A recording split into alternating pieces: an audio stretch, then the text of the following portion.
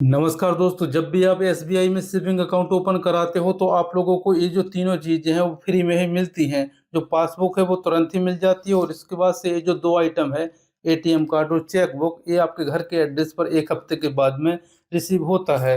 लेकिन मैं आप लोगों को बता देता हूँ कि ये दोनों आइटम एक साथ में यानी कि इकट्ठा रिसीव नहीं होता है। कभी एटीएम कार्ड पहले मिल जाएगा या फिर हो सकता है कि जो चेक बुक है वो आपको पहले मिल जाए और एटीएम कार्ड बाद में मिले। हालाँकि एटीएम कार्ड के ऊपर मैं पहले ही वीडियो बना दिया है, लिंक आपको डिस्क्रिप्शन में मिल जाएगा।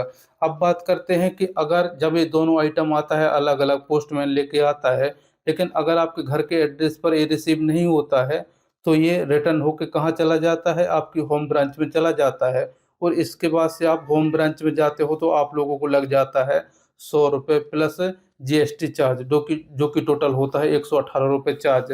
तो अब सवाल यहाँ पर ये आता है कि मान लीजिए तो जैसे कि मेरा एटीएम कार्ड पहले आ चुका है और इसके बाद से ये रिटर्न होके होम ब्रांच में चला गया है।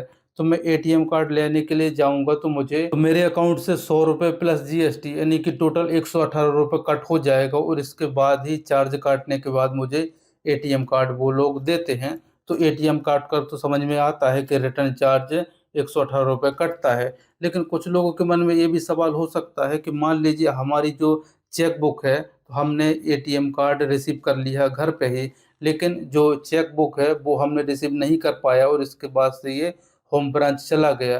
तो क्या जब हम होम ब्रांच में जाएँगे इसको लेने के लिए तो क्या इसका भी ₹118 चार्ज लगेगा? तो इसका आंसर है यस, इसका भी ₹118 आपको चार्ज देना पड़ेगा क्योंकि एसबीआई का जो चार्ज है आप वहाँ पर देखते हो तो लिखा हुआ है कि एटीएम कार्ड या फिर जो वेलकम किट होती है, अगर ये रिटर्न जाती है तो ₹100 प्लस जीएसटी चार्ज लगता है, जो कि टोटल ₹118 चार्ज होता है।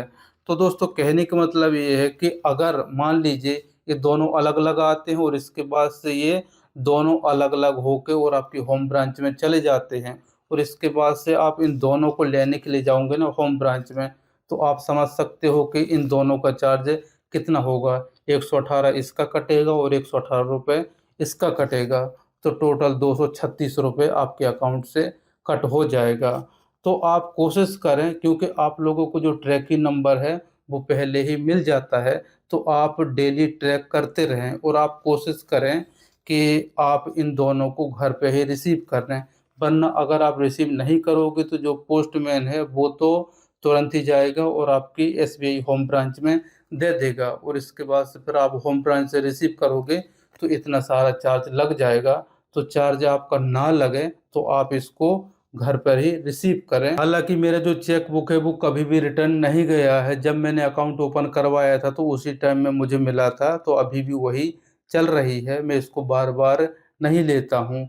लेकिन जो एसबीआई का नियम है वो यही कहता है कि अगर आपका एटीएम कार्ड हो या फिर जो जो चेक बुक है अगर वो रिटर्न होती है तो उसका ₹118 चार्ज लगेगा और ये मैंने बहुत सारे जो सोशल मीडिया हैं उसमें भी लोगों को कहते हुए सुना है कि हमारा जो चेक बुक है वो रिटर्न हो गया था और इसके बाद से हमने होम ब्रांच में जाके लिया था तो हमारा ₹118 चार्ज कट गया था।